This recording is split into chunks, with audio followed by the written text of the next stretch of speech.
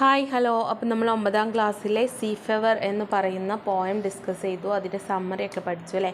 ഇനി അതിൻ്റെ question answers നമുക്കൊന്ന് ഡിസ്കസ് ചെയ്യാം. ലെറ്റ്സ് റിവൈൻ ആൻഡ് റീജോയ്സ് അല്ലേ. ഇവിടെ 10 ക്വസ്റ്റ്യൻസ് തന്നിട്ടുണ്ട്.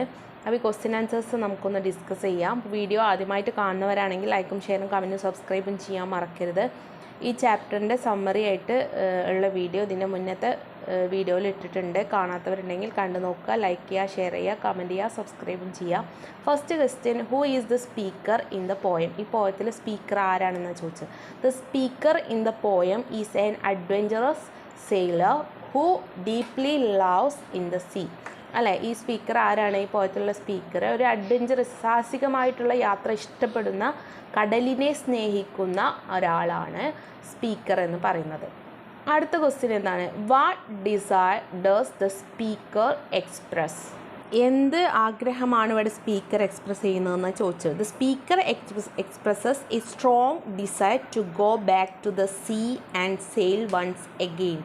അല്ലേ, നമ്മൾ പഠിച്ചു കടലിലേക്ക് ഒരിക്കൽ കൂടി പോയിട്ട് അതിസാഹസികമായിട്ടുള്ള യാത്ര ചെയ്യണം എന്നുള്ളതാണ് ഇവിടെ സ്പീക്കർ എക്സ്പ്രസ് ചെയ്യുന്നത്. അടുത്ത question, mention the things the speaker needs to fulfil his desire. ആ യാത്രയിൽ എന്തൊക്കെ വേണം എന്നാണ് പറയുന്നത് speaker.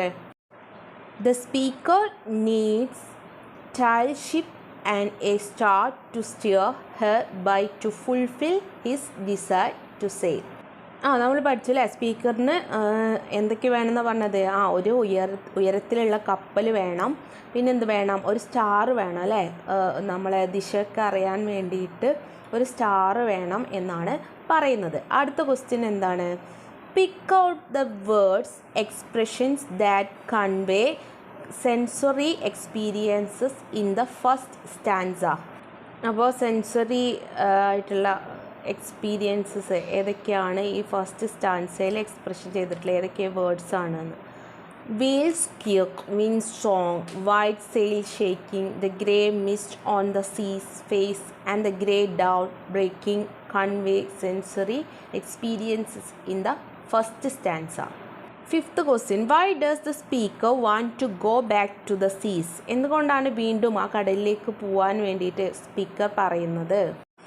The speaker wants to go back to the sea because he cannot deny the wild and clear call of the running tide, which is irresistible.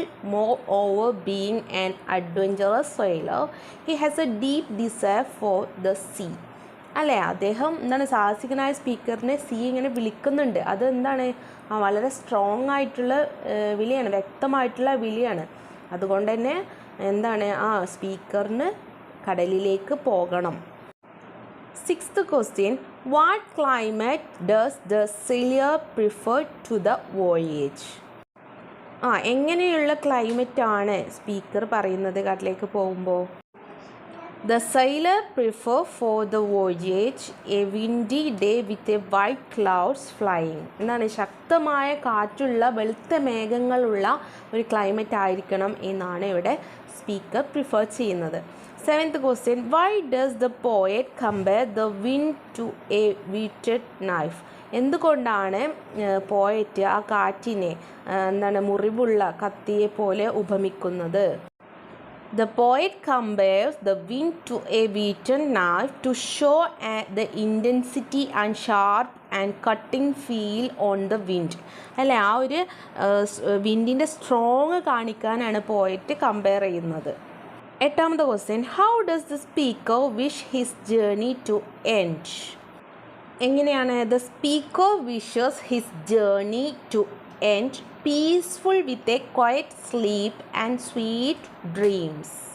അല്ലേ. Ninth question, how does the poem explore the idea of the clear call mentioned in the second stanza?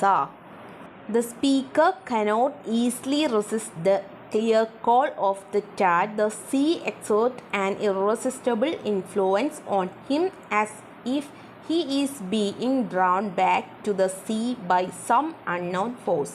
എന്നാണ് കടലിൻ്റെ വ്യക്തമായിട്ടുള്ള ആ വിളി അത്ര എളുപ്പത്തിൽ തിരസ്കരിക്കാൻ സ്പീക്കറിന് കഴിയില്ല. ശക്തമായ സ്വാധീനമാണ് സ്പീക്കറിൻ്റെ മേലുള്ളത്. അദൃശ്യമായ ശക്തിയാൽ അദ്ദേഹത്തിനെ വിളിക്കപ്പെടുന്ന ആ ഒരു വിളി അല്ലേ, അതിനെ തിരസ്കരിക്കാൻ സ്പീക്കറിന് കഴിയില്ല. സ്പീക്കറിനെ അലഞ്ഞ് തിരിഞ്ഞ് നാടോടികൾ നടക്കുന്ന പോലെ ഉള്ള ഒരു ലൈഫാണ് ഇഷ്ടം. 10th and last question, what does the speaker like about the vagrant gypsy life? എന്തുകൊണ്ടാണ് സ്പീക്കർ അലഞ്ഞ് തിരിഞ്ഞ് നടക്കുന്ന നാടോടികളുടെ ആ ലൈഫ് ഇഷ്ടപ്പെടുന്നത്?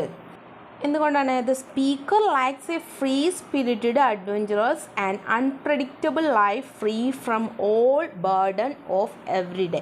അല്ലേ, എന്താണ് സ്പീക്കറിനെ അലഞ്ഞ് തിരിഞ്ഞ് നടക്കുന്ന അഡ്വഞ്ചറസ് ആയിട്ടുള്ള ആ ഒരു ലൈഫാണ് ഇഷ്ടം. എന്താണ് എല്ലാത്തിനും തിരക്കുകളിൽ നിന്നൊക്കെ ഫ്രീ ആയിട്ട് ആഴങ്ങളിലേക്ക് ഇറങ്ങിച്ചെല്ലാനൊക്കെയാണ് സ്പീക്കറിന് ഇഷ്ടം അല്ലേ. സ്പിരിച്വലായിട്ടുള്ള അലഞ്ഞു തിരിഞ്ഞ് നടക്കുന്ന ഒരു ലൈഫിനോടാണ്, നാടോടികളെ പോലെയുള്ള ഒരു ലൈഫിനോടാണ് ഇഷ്ടം.